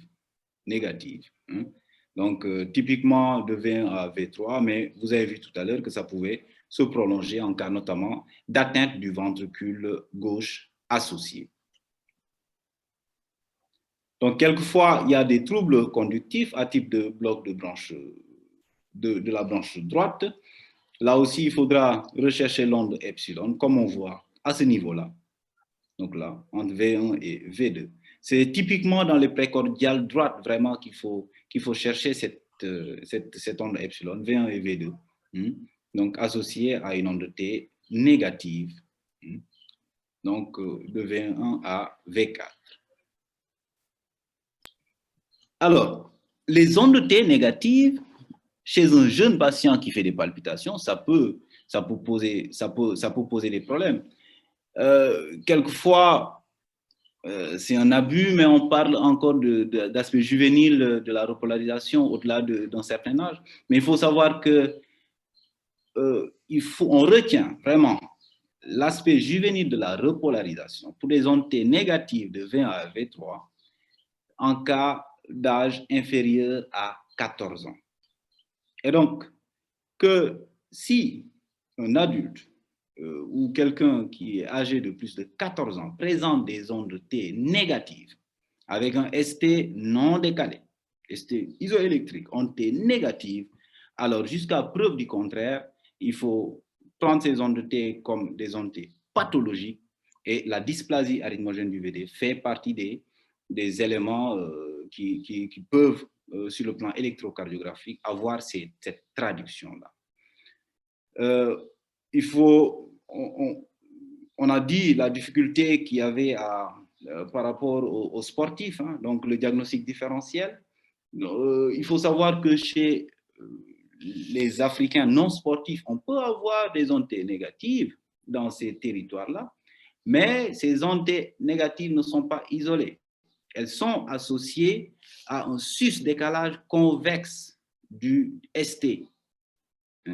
Donc, si vous vous souvenez bien, notre patient de 34 ans, il avait un ST isoélectrique. Donc, ST isoélectrique, ondes T négatives, c'est anormal. Chez les sportifs, on peut avoir des ondes T négatives, mais qui sont associées notamment à un sus-décalage convexe du segment ST dans le même territoire. L'onde epsilon, il ne faut pas la chercher tout le temps. Et quand elle est là, elle ne veut pas forcément dire dysplasie arythmogène du ventricule droit. En fait, elle a une faible sensibilité. Donc, tout au plus, c'est 25% des dysplasies arythmogènes du VD.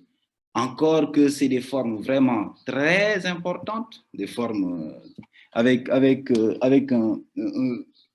atteinte vraiment très, très, très étendue. Et en plus, voir une onde epsilon, ou voir un bloc pariétal, comme on a vu tout à l'heure, ne veut pas forcément dire dysplasie arythmogène du VD. Il faut avoir à l'esprit que c'est juste un trouble de la dépolarisation du ventricule droit. Quand on a un infarctus du VD, on peut avoir ce bloc pariétal-là, donc voire même une onde epsilon. Donc le contexte clinique, il est important. Alors, on a parlé de l'échocardiographie et les spécialistes en imagerie ont parlé de cette coupe-là, petit axe. Donc, ce qu'on y cherche vraiment, c'est des anomalies de la contractilité, une dilatation, une dysfonction, notamment avec la fraction de raccourcissement, mais aussi des trabéculations excessives du ventricule droit ou des anévrismes du ventricule droit qu'il faut savoir rechercher par de bonnes coupes et des échographies non faites par les rythmologues. L'IRM, elle vient en appoint à l'échocardiographie, confirme déjà les éléments relevés par l'échocardiographie et permet une analyse tridimensionnelle et vraiment montre les anomalies tissulaires, comme on a vu tout à l'heure sur l'IRM de notre patient. Alors, le diagnostic, il n'est pas facile, c'est pourquoi il y a des scores. À chaque fois qu'il y a des scores, c'est que la sensibilité et la spécificité des signes donc, n'est pas de 100%. Donc, pour cela, les scores intègrent les données d'imagerie fonctionnelle avec l'échocardiographie, l'IRM, la ventriculographie droite. Histologique, c'est rare qu'on aille jusque là-bas, vu le rendement vraiment de l'imagerie par résonance magnétique. Électrocardiographique, donc la dépolarisation, la repolarisation, les arythmies qui viennent de la droite. Et enfin, l'histoire familiale. Donc, on l'a dit, il y a eu des critères modifiés, une mise à jour un peu des critères diagnostiques en 2019, donc reprise un peu des critères précédents de 2010. pourquoi ne pas donc, passer à côté du diagnostic d'une dysplasie arythmogène du ventricule droit?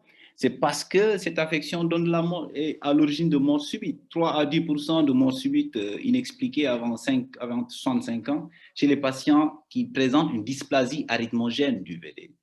Et cette affection-là, comme vous le savez, est cause de mort subite du sportif. Et dans les séries italiennes, elle est même devant la cardiomyopathie hypertrophique du ventricule droit. Et il s'agit essentiellement de sujets jeunes. Donc, vous voyez, autour de 20-30 ans. Et quand on regarde un peu sur ce registre les événements combinés, donc il y a plein de choses qu'on y voit, les arrêts cardiaques, les syncopes liées à des arythmies. Donc, on voit que l'essentiel des événements surviennent entre 20 et globalement 40-45 ans.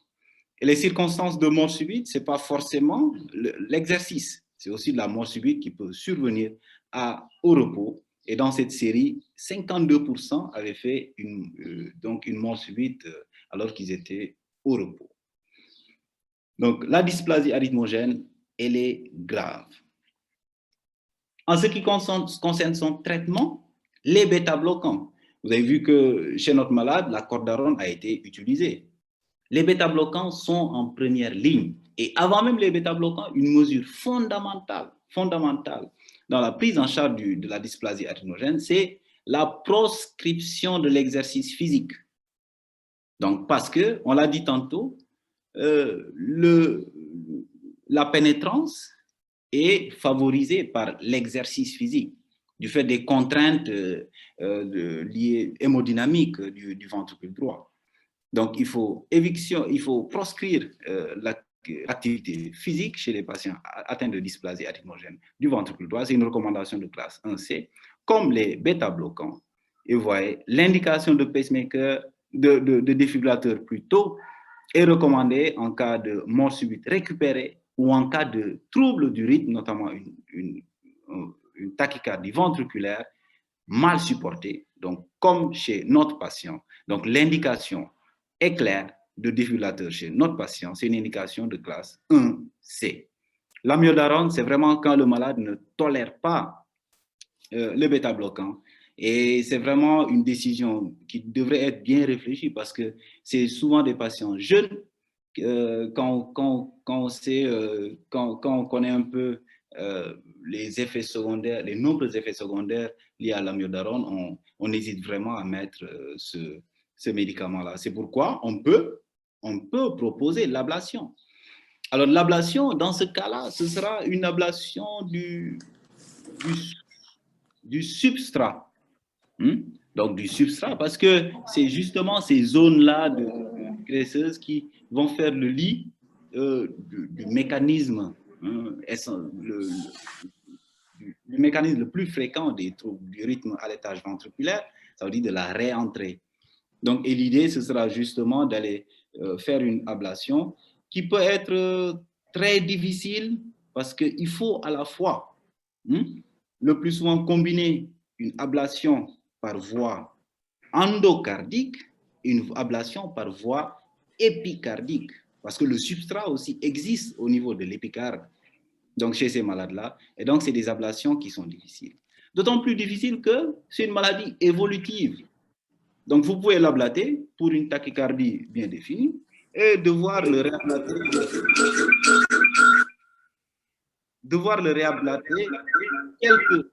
quelques années après, parce qu'il y aura eu des modifications sur le plan structural du muscle ventriculaire droit favorables à l'installation, à l'avènement de nouveaux troubles du rythme.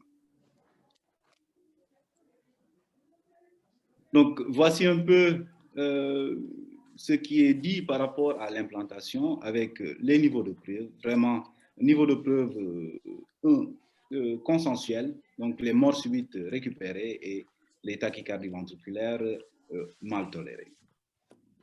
Alors, le gros problème, c'est, oui, on a décidé de lui mettre un défibrillateur, mais qu'est-ce qu'on lui met?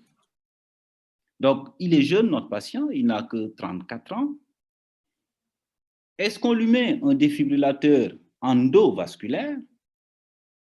Si on lui met un défibrillateur endovasculaire, c'est bien.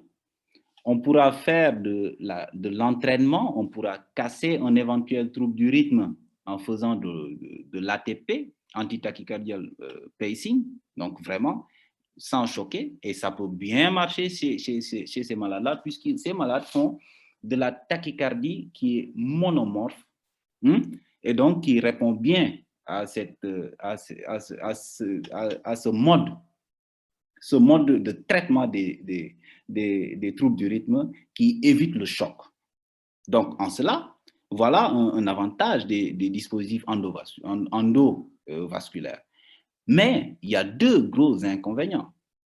Le premier inconvénient qu'on aura tout de suite en lui implantant un défibrillateur, c'est que le VD est malade. Et si le VD est malade, la détection, elle ne sera pas bonne. Et les défibrillateurs, comme d'ailleurs les pacemakers, hein, donc c'est vraiment la détection. Si un défibrillateur ne détecte pas bien, il va pas bien faire son travail, il va se tromper, il y aura des chocs inappropriés, avec même un risque de mort subite. Ou bien il risque de passer à côté de troubles du rythme ventriculaire, et donc il n'aura servi à rien. Donc ça, c'est le premier problème. Le second problème, c'est que notre patient, il a 34 ans. Donc si on lui met un défibrillateur, il aura, s'il vit 70 ans, il aura au moins 3 extractions de sondes de défibrillateur. Parce que les sondes de défibrillateur, c'est au maximum 15 années de longévité. 15 ans de longévité. Donc, tous les 15 ans, il faudra le mettre sur la table, comme pour une chirurgie cardiaque, pour lui faire une extraction de sonde de défibrillateur. En plus de tous les chocs inappropriés qu'on peut avoir sur ce genre de système. Donc, voilà un peu, en ce qui concerne le système endovasculaire. Alors, l'autre possibilité, c'est de lui mettre ce système-là qui n'est pas endovasculaire. On est à l'abri des complications, des ruptures de sonde et tout ça. Donc, on préserve le capital veineux. Mais le problème, c'est que quand il va faire un trouble du rythme, le seul moyen de l'arrêter, ce sera de le choquer. Même s'il fait une tachycardie ventriculaire qui répondrait bien aux ATP, cette machine-là, elle ne peut pas faire de l'ATP. Donc, elle va tout de suite choquer. Donc, sur le plan de la qualité de vie, c'est vraiment très, très, très problématique. Et avant même d'en arriver à la prise en charge, le diagnostic même des troubles du rythme sera un problème. Parce que si cette sonde-là, endovasculaire, endocardiaque, a déjà des problèmes de détection, imaginez-vous ce système-là qui est sur la poitrine. Donc, ce système-là, il a vraiment un problème de détection. Donc, comme le système endovasculaire. Donc, vraiment, et après, il faut les screener pour justement évaluer la détection. Mais ce screening-là ne suffit pas. Vous pouvez évaluer la détection éventuelle du système, parce que vous mettez une électrode là, une électrode là, une électrode là, et vous voyez les vecteurs. Vous pouvez bien voir le QRS, mais c'est une maladie évolutive. Donc, 3 années après, vous pouvez ne plus avoir un QRS satisfaisant du fait d'un électro qui, à cette date, après ce délai, sera très microvolté. Donc, vraiment, la décision doit être collégiale, prenant en compte même le désir du patient. Mais chacun de ces systèmes, endovasculaires ou non endovasculaires, donc avec le défibrillateur sous-cutané, a ses avantages, mais aussi ses inconvénients qui ne sont pas négligeables. Donc, pour dire que la l'indication, elle peut être simple, mais que le choix du défibrillateur, du système à mettre au patient, fait souvent l'objet de discussions. Alors, le dépistage, il faut le faire chez les frères et sœurs, donc les parents de premier degré, tous les 3 ans, tout au plus. Donc, chez les patients âgés d'au moins 10 à 12 ans selon les recommandations. Et il s'agira de faire un électrocardiogramme 12 dérivations, éventuellement un Holter ECG et évidemment une imagerie cardiaque notamment l'échocardiographie. Mais une bonne échocardiographie Doppler, hein, faite par un bon imageur et non un rythmologue. Alors, les messages clés nous semblent être les suivants. Sur le plan clinique, on a un sujet jeune qui fait des palpitations, qui fait des syncopes typiquement adrénergiques, stress ou exercice physique. Donc, il faut y penser. Ce d'autant plus qu'à l'électro, si jamais vous faites une tachycardie ventriculaire gauche, avec retard gauche, sur l'électro de base, vous avez des anomalies de la dépolarisation du ventricule droit, mais plus fréquemment des ondes T négatives. Alors, votre hypothèse diagnostique est vraiment solide et il faut chercher à d'autres éléments qui vous permettent d'établir un score complet en faisant l'échocardiographie à la recherche d'anomalies du ventricule droit, donc dilatation, trouble de la cinétique ou dysfonction ventriculaire droite, avec un rôle non négligeable de l'imagerie par résonance magnétique. La prise en charge repose sur l'évaluation du risque, mais si le malade a fait une mort subite récupérée ou une tachycardie ventriculaire mal tolérée, il y a une indication de lui poser un défibrillateur automatique implantable. Et là, évidemment, il aura eu avant un bêta-bloquant, qui est une indication, donc ce traitement est une indication de classe 1C. Il s'agit d'une maladie évolutive, il faut le savoir. Votre malade peut juste avoir des ondes T négatives, une échographie normale et un an après commencer à avoir des troubles de la cinétique segmentaire. Donc, il faut vraiment que nous fassions tous attention à ces ondes T qui paraissent juvéniles chez des patients qui ont 20-25 ans, même si l'échocardiographie est normale, il serait vraiment efficient de la répéter dans le temps. Évidemment, un intérêt du dépistage familial. Donc, je ne sais pas s'il y a le panel a des choses à rajouter, les modérateurs, Prof. Adama, Prof. Alassane. Alors, merci infiniment, Simon, pour ce round-up de cette pathologie qui est actuelle. Et, en tout cas, moi, personnellement, j'ai beaucoup appris. Et nous vous félicitons d'avoir défendu ce cas clinique correctement et ça nous étonne pas puisque de toute façon, je profite même de l'occasion pour te féliciter publiquement pour ta brillante réussite au concours d'agrégation. Donc, professeur Simon, vraiment merci. Et puis, maintenant, le débat est ouvert pour quelques questions avant de clore la session. Et aussi, les panélistes, si vous avez des éléments à mettre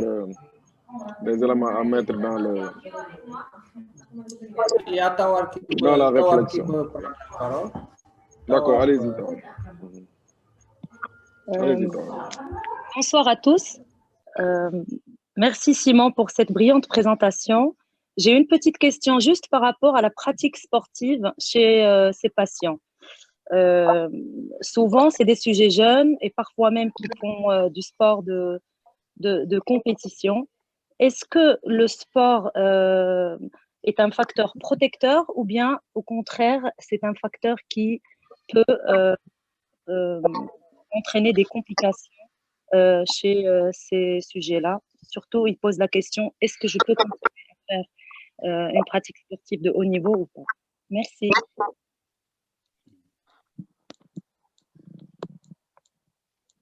Simon, je pense que tu peux répondre. En même temps, il y a une question de Cheikh Gueye, enfin de Souleymane Thiam, grand Souleymane Thiam de Kaolack qui demande la famille de bêta-bloquants qui est prisée. Donc, est-ce qu'il y a une spécificité par rapport à ça? Ok. Sinon, le reste du groupe aussi peut répondre. Ok. Alors, par rapport au sport, Tawab, c'est formel. Hein. Il y a une contre-indication formelle au sport. Donc, parce que même chez les jeunes qui ont 14 ou 15 ans, qui ont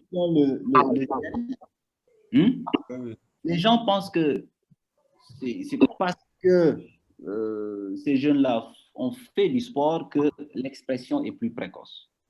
Donc, de manière résumée, la pratique sportive accélère l'expression de la DAVD. Et quand la DAVD est connue, la pratique du sport aggrave la souffrance, la dysfonction ventriculaire droite. Donc, il y a une contre-indication formelle. La pratique. Allô? Oui, Simon? Allô, Simon? Oui, allez-y. Et donc, par rapport à ça, je voudrais savoir, est-ce que c'est la pratique sportive de haut niveau? Écoute, à l'instant, je viens de... Oui, c'est pas mal. Plutôt, c'est la pratique sportive de haut niveau qui était contre-indiquée, parce que est-ce que le sport de tous les jours ne serait pas possible pour ce genre de patient? L'activité physique, est-ce qu'il faudrait contre-indiquer toute pratique sportive ou carrément la pratique sportive de haut niveau?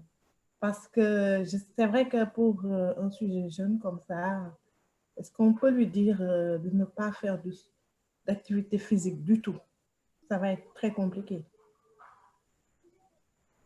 Alors, je pense qu'il faut dissocier pratique sportive, le sport, hein, le football, le basket, tout ça là, et l'exercice physique. On lui demandera peut-être pas d'être sédentaire. Exactement. Il faut faire la marche sans problème. Mais quand tu as joué un match de football ou aller faire du jogging, donc ça, c'est une conséquence. C'est la composante adrénergique qui potentialise les troubles du rythme. Donc, c'est ça qu'il faut prendre en compte. Parce que même quand on joue au foot avec des gens, il y a une composante adrénergique qui est au plafond. Donc, ça peut précipiter, entraîner des troubles du rythme. C'est ça, non, Simon. Maintenant, effectivement, l'obésité peut être plus mortelle que le DAVD. Oui, exactement. C'est juste parce qu'au début, on avait entendu activité physique contre-indiquée. Donc, c'était juste pour éclaircir davantage. Pratique sportive. Oui, merci. Les bêta-bloquants, on peut utiliser les cardiostrictifs. Et il y a le nadolol qui n'est pas disponible ici, qui marche aussi très bien. Alors, il y a Dr Ousmane Wan qui nous dit pourquoi notre malade n'a pas été mis sur le bêta-bloquant. Quand les rythmologues ont peur, ils mettent l'amiodarone. Ce n'est pas les rythmologues uniquement, c'est quand un médecin, un cardiologue a peur, il met l'amiodarone. Après, il réfléchit après. Ça, on nous a appris ça et je pense qu'on l'applique bien. N'est-ce pas, Simon? Ça doit être ça. Oui, monsieur le président. Oui, monsieur le président. C'est ça même. Docteur Traoré demande la parole. Traoré, tu peux prendre la parole. Ok, merci, professeur. Donc, je remercie vraiment le professeur Simon pour ces cas cliniques importants. Et je vais toujours insister sur la cardiographie, parce que comme complémentaire, l'IRM est opérateur dépendant. Il nous est arrivé même de trouver des DVDA qu'on envoie chez les radiologues, ils nous disent que c'est normal. Donc, il faut vraiment être confiant, quoi. Et n'hésitez pas du tout à poser les diagnostics par l'échographie avant d'envoyer chez les radiologues. Donc, c'est ça que je vais ajouter. Je vous remercie. Merci, Président. Mais l'échographie aussi est opérateur dépendant, Président. Bon, mais c'est pas grave. Monsieur le Président, si vous permettez, ce qu'il dit est tellement important parce que le docteur Serigne Mor Bey nous a dépanné sur un cas qu'on a et dont on a partagé un peu dont on a un peu partagé l'avis avec les collègues. Donc, c'est un jeune patient qui a fait une syncope à l'effort. Qui est venu, qui a été hospitalisé, échographie normale. Et puis nous, on pensait vraiment à une DAVD parce qu'il faisait une tachycardie comme celle du patient présenté. Donc, et même si on restait sur une tachycardie infundibulaire, donc a priori sur cœur sain, il devait quand même avoir un traitement agressif parce qu'une tachycardie infundibulaire qui donne de la syncope n'est plus bénigne. Donc, c'est les rares formes de tachycardie infundibulaire maligne. Donc, l'IRM de ce patient-là était normal. Donc, le compte-rendu nous a dit que l'IRM était normal et c'est le docteur Serigne Mor Bey qui nous a sauvés, qui nous a dit, tiens, il y a quand même des anomalies, notamment un micro-anévrisme et tout ça qui fait vraiment penser à de la DAVD. Et puis, ça colle plus avec le terrain de ce patient-là. L'échographie était normale et il a quasiment fait un orage rythmique dernièrement et quand on a repris l'échographie, elle était pathologique. Donc, qui montre un peu que la maladie est aussi évolutive. Et ce malade-là, il continue à faire de l'exercice physique. C'est un footballeur, je pense, semi-professionnel, et il n'a pas cru. Donc, malgré la mise en garde, il continue à faire de l'exercice physique. Et je pense que nous pensons que l'exercice physique a contribué à l'expression de la maladie, en tout cas sur le plan, à accélérer l'expression de la maladie sur le plan, en tout cas, du phénotype. Merci Simon. Il y a Silla qui veut parler. Docteur Silla. Après, ce sera Céline. Silla.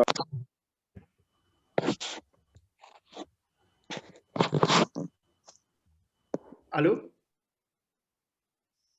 Allô? On vous entend bien, on vous entend. Allô? Allô? Oui, docteur Silla, on vous entend. Oui, merci, cher maître. Cardiologue du sport. Merci de revenir. Mais pendant tout ce temps, j'essayais de parler, mais là, je ne savais pas trop. Raison pour laquelle je vous envoie un message pour dire un peu que je ne vais pas intervenir. Donc, c'est pour vous remercier d'abord que la présentation était vraiment bien, c'était fluide, on a beaucoup appris encore aujourd'hui. Je voulais juste rajouter quelque chose au niveau de la dysplasie au niveau chez les sportifs, quoi. Comme ce que vous avez dit, je pense que le message est très clair. Ce qui est important, une fois que le diagnostic est là, le sport est une contre-indication vraiment absolue chez les patients porteurs d'un DAVD. Et ce qui est aussi important, quel que soit le sport de compétition ou bien le sport de loisir, là vraiment il faut dire aux malades que ce n'est pas une bonne idée. Le sport aggrave la dysplasie arythmogène du ventricule droit. Et autre chose, même si ce patient a un DAI, ça ne veut pas dire qu'il va reprendre le sport. C'est un autre message qu'il faut donner encore au patient. Même si on le met le défibrillateur, le sport, lui, pour le sport, c'est bon, c'est bon, c'est bon, c'est bon, c'est bon. Donc, en gros, c'est que... C'est bon, ça veut dire que c'est pas bon. Il faut... Non, c'est pas bon, c'est pas bon. Même si on lui met le DAI, c'est qu'il ne doit pas faire de sport. Parce que dans certaines circonstances, les gens pensent que si on lui met le défibrillateur automatique implantable, c'est qu'il peut faire le sport par la suite. Or, même s'il a le DAI, le sport est une contre-indication. Que ce soit le sport de compétition, que ce soit le sport de loisir. Là, il faut vraiment tenir compte de ça. Et ce que j'aimerais aussi ajouter par rapport à sa famille, je pense qu'il serait intéressant de convoquer les membres de sa famille, faire au moins un électrocardiogramme, une échographie, voir s'il y a des problèmes par rapport à la génétique, on ne peut pas aller... Voilà. Donc, avec les moyens qui sont à notre disposition, l'électrocardiogramme, l'échographie, si possible, faire un Holter ECG, on pourra au moins voir beaucoup d'éléments. S'il y a des gens qui sont encore asymptomatiques, on peut les dépister le plus tôt possible et donner des conseils aussi à sa famille. Je vous remercie. Exactement. Merci, Sori. Merci infiniment. Alors, on va prendre 2 interventions avant de clore la session, puisqu'on est pratiquement à 2 heures de travail. Après, les neurones sont un peu fatigués. Alors, il y a Céline Morbé qui avait demandé la parole et il y avait quelqu'un d'autre, c'est Amoko Doué.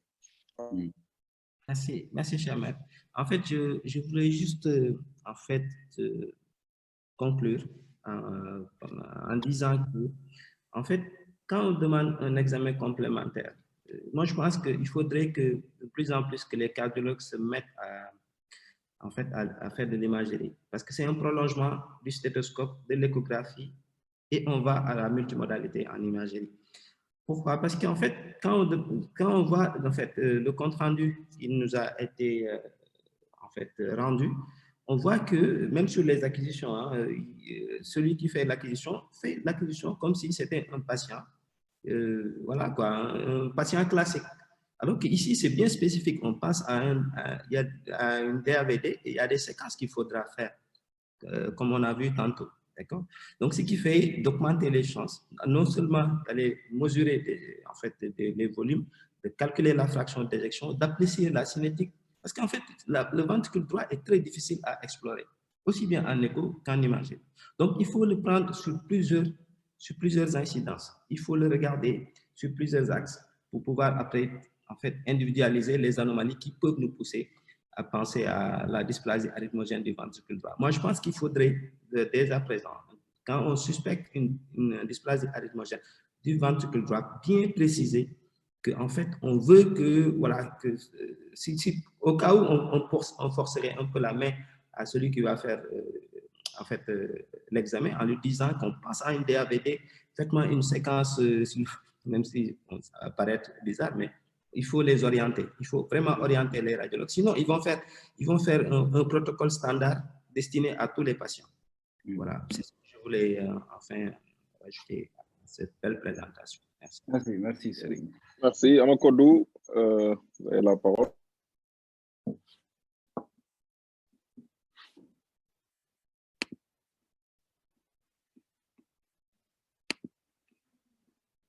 Alors, apparemment, il n'est pas actif. Amakodou, il n'interagit pas. Donc, moi, je pense que on peut tenter une petite synthèse avant de donner la parole à Alassane pour conclure. Dire que c'est un bon cas, joli cas, comme on l'a dit tout à l'heure.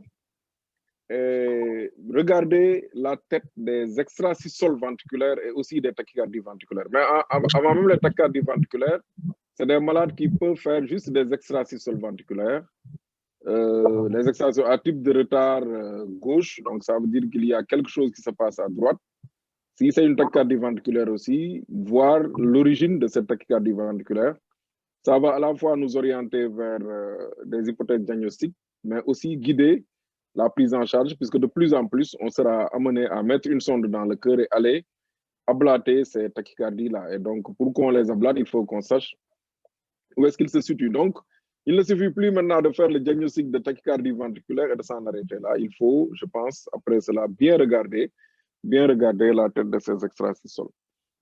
La dysplasie arythmogène du ventricule droit, c'est une pathologie qui est évolutive. Donc, l'électrocardiogramme, les anomalies électriques sont aussi évolutives. Donc, c'est des anomalies électriques qui peuvent évoluer dans le temps.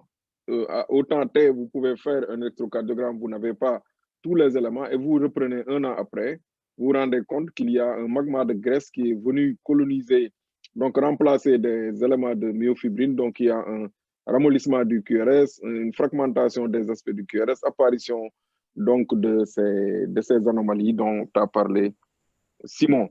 L'ablation, si on n'y arrive pas avec les antianémiques, on peut le proposer, mais c'est difficile comme il l'a dit. Parfois, il faut passer en épicarde. Mais aussi, c'est très risqué parce que c'est du tissu graisseux qu'on peut très facilement perforer. Donc, c'est des ablations qui peuvent être extrêmement périlleuses. Donc, vraiment, c'est une pathologie. J'ai dit au début qu'il fallait y penser parce que c'est comme si on avait une épidémie de DAVD ces temps-ci. Je pense que dans les services de cardiologie, il y a par exemple, à Dantec, la semaine dernière, j'ai vu 2 cas de DAVD, alors que c'est des pathologies qui sont réputées être rares. Alors, je pense qu'il y a Malik qui a été à l'origine, enfin, qui gérait ce patient-là et qui voulait intervenir. On va lui laisser dire un mot avant de donner à Alassane le soin de conclure la session. Merci beaucoup, en tout cas. Avant de donner à Malik la parole, j'avais quelques informations. Alassane a eu quelques soucis techniques, hein, il n'est pas... D'accord. Donc, je vais donner à Malik avant de donner les informations pour le groupe. Malik, tu peux intervenir et puis... Oui, merci beaucoup, professeur. C'était un cas qu'on avait jugé nécessaire de partager avec les collègues. Donc, alors, professeur Simon a bien défendu le cas ou pas? Oui, très bien défendu même, au-delà de mes attentes quand même. Merci beaucoup, professeur Simon. Heureusement pour ma tête, hein, Malik. Merci beaucoup. C'est un cas qu'on a eu à gérer quand même à Al Dantec, hein, je pense, avant que tu ne partes à Grenoble. Vraiment. Donc, qui d'une manière globale, parle de toute la difficulté quand même que peut avoir l'interprétation d'un ECG, surtout en cas de tachycardie. Parce que si on regarde le cas de ce patient-là, je pense que uniquement c'est la dissociation qui n'est pas trop nette, qui nous permettait de dire quand même que c'était une tachycardie ventriculaire. Tous les autres aspects électro d'une TV n'étaient pas du tout quand même présents. Il y a le retard gauche qui est là également. Donc, c'est un patient qui était venu dans un contexte hémodynamique. Donc, dans tous les cas, la discussion ne va pas être trop longue, mais ça aurait été un patient qui n'était pas en instabilité, donc je pense qu'on aurait quelques soucis à dire réellement que c'est une TV ou pas. Donc aussi l'importance de l'ECG post-choc qui d'emblée orienté pratiquement vers une atteinte sévère du ventricule droit. La place également de l'échographie cardiaque, donc je pense qu'avec la revue de littérature, donc tu as pu quand même revenir sur le versant thérapeutique, donc c'était un cas quand même qu'on avait jugé nécessaire de partager avec les collègues du fait de la rareté de la DABD et de ses spécificités par rapport à tout ça. Donc c'était juste ça.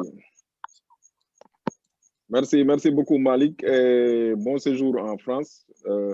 Donc on a eu une session très riche avec une session internationale, je le signale. Je ne veux pas citer le pays, mais on a vu en Afrique, il y avait le Mali, il y avait le Gabon, il y avait le Maroc, il y avait aussi des collègues qui se sont connectés à partir de la France.